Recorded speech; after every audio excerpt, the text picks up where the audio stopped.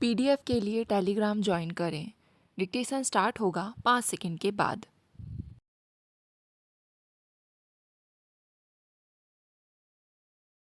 मान्यवर, प्रत्येक नागरिक को रोजी रोटी, कपड़ा, मकान, शिक्षा, सुरक्षा, न्याय और सम्मान मिले, यह सुनिश्चित करना प्रत्येक राज्य की जिम्मेदारी है। जिम्मेदारी इसलिए भी है कि संविधान निर्माताओं ने संविधान की मूल प्रस्तावनाओं में संकल्प के माध्यम से इस बात को कहा कि हम प्रत्येक व्यक्ति को आर्थिक, सामाजिक और राजनीतिक न्याय देंगे। जब हम आर्थिक और सामाजिक न्याय की बात करते हैं तो निस्संदेह रोजी रोटी, कपड़ा, मकान, शिक्षा, दवा, सुरक्षा, न्याय और सम्मान प्रत्येक नागरिक को मिलना ही चाहिए। इसलिए यह हमारी जिम्मेदारी है। यही नहीं, मान्यवर, हमने संविधान की मूल प्रस्तावना में समानता की बात भी कही है। और जब समानता की बात कही है, जब हमने कहा है कि प्रत्येक नागरिक को स्तर और अवसर की समानता होगी, अवसर उसे रोजी पाने का भी मिलेगा, जैसे बड़े नागरिक को मिलेगा, बड़े घर में पैदा होने वाले को मिलेगा, वैसे ही छोटे घर में पैदा होने वाले नागरिक को भी मिलेगा।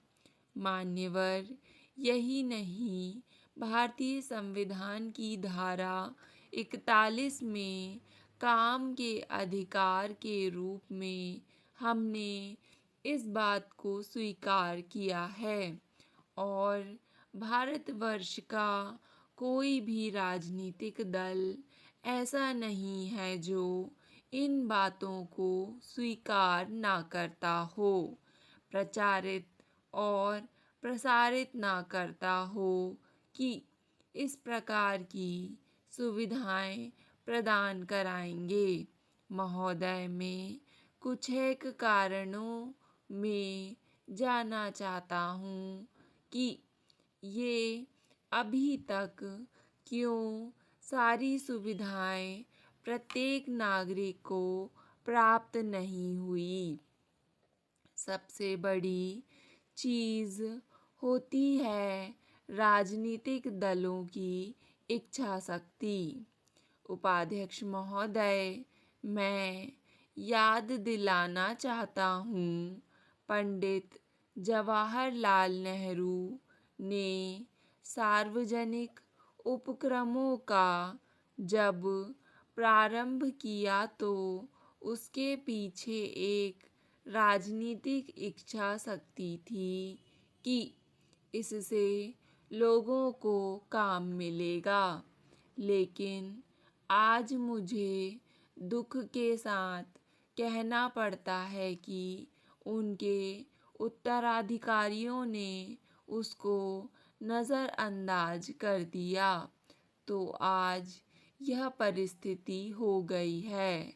स्वर्गीय श्रीमती इंदिरा गांधी ने एक क्रैश प्रोग्राम चलाया था, बैंकों का राष्ट्रीयकरण किया और कहा कि बैंकों से गरीबों व बेरोजगारों को पैसा मिलेगा। वह वास्तव में मिलना भी शुरू हुआ। जो लोग बेरोजगार थे वे स्वतः रोजगार के लिए बैंकों से पैसा ले आते थे, लेकिन उस बैंकिंग सिस्टम को भी इन्होंने प्राइवेट और विदेशियों के हाथ में देकर इंदिरा गांधी के स्वप्न को भी धूमिल कर दिया। वह जो रोजगार के द्वार जो स्वतः रोजगार के थे वह समाप्त कर दिए। तीसरा प्रोग्राम स्वर्गीय संजय गांधी ने चलाया था।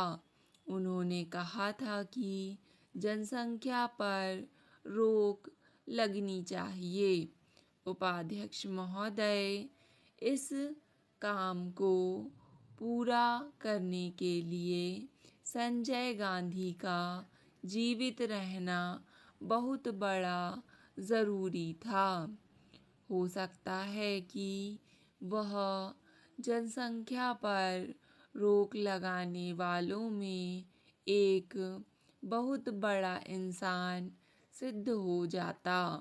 मुझे तो इस बात का पूरा विश्वास है। यही नहीं, संजय गांधी ने बेकार नौजवानों को इकट्ठा किया और उनके हाथ में फावड़े और तसले दे दिए और कहा कि सड़क बनाओ। मान्यवर, सड़क बनाने और पेड़ लगाने में नौजवानों को लगा दिया, लेकिन ये संजय गांधी को भी भूल गए।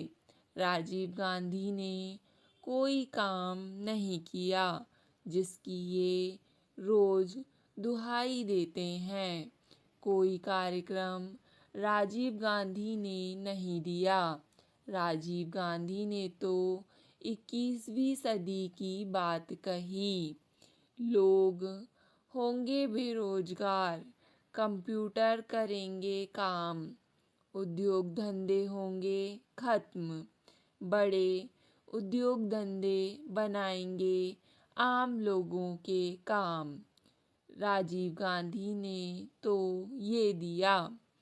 जो काम करने वाले थे उन्हें ये भूल गए। उन्हें ये याद भी नहीं रखेंगे तो इच्छा शक्ति नहीं रही। अपने पूर्वजों के रास्ते पर ये चले नहीं। उपसभा अध्यक्ष महोदय, चूंकि उन्होंने जिक्र किया इसलिए मुझे कहना पड़ा, वरना मेरी आदत नहीं है। मैं कभी किसी नेता और राजनीतिक दल पर कीचड़ नहीं उछालता हूँ। उपसभा अध्यक्ष महोदय, मैं अब सुझाव देना चाहता हूँ। हमें करना क्या होगा? क्या यह आवश्यक नहीं है कि रोजी रोटी, कपड़ा, मकान, शिक्षा, दवा, सुरक्षा, न्याय और सम्मान प्रत्येक नागरिक को मिलना चाहिए। अगर नहीं मिला तो समाज के अंदर अराजकता रहेगी, देश पिछड़ा रहेगा, देश की एकता व अखंडता खतरे में रहेगी, असामाजिक तत्व उभरेंगे और इन बेकार नौजवानों के साथ खिलवाड़ करेंगे, उन्हें गलत रास्ते पर ले जाएंगे। देश का भविष्य अंधकारमय होगा। इसलिए करना क्या चाहिए? सबसे पहले रोटी के अवसर पैदा करने चाहिए। ये रोजगार के अवसर पैदा कैसे होंगे? उत्पादन के साधन बढ़ाने से। उत्पादन हमारे यहाँ निम्न प्रकार का है। एक है खेती का उत्पादन और दूसरा है उद्योग का उत्पादन। खेती हमारे देश के लिए मूल देन है, प्राकृतिक संपदा है। आज हजारों लाखों करोड़ों हेक्टेयर ज़मीन जो कि ऊसर, बंजर, जोहड़ और जो नाले आदि पड़े हुए हैं, आज सरकार को बुलडोज़र लगाकर इसको इकसार और समतल कराने पर लोगों को लगा देना चाहिए, जिससे कि लाखों लोगों को काम मिल जाएगा। खेती जब होगी पानी निकलेगा, फसल उगेगी और खेती पर आधारित छोटे छोटे उद्योग धंधे घरों में लगेंगे तो स्वतः रोजगार मिलेगा। क्या इनकी सरकार यह करना चाहती है? नहीं करना चाहती। क्या कोई बजट में प्रावधान किया है? नहीं किया है। क्या कोई आपकी इच्छा शक्ति है? नहीं है इच्छा शक्ति। मान्यवर, सरकार तो आपकी है, यह आपको चाहिए। आपका ध्यान इधर नहीं है। कुटीर उद्योग धंधे का मैं एक उदाहरण देना चाहता हूँ कि मेरे इलाके में कोली कपड़ा बुनते थे। उन्हें बुनकर कहते हैं। 1000 मीटर कपड़े को 200 कोली हाथ से बुनते थे।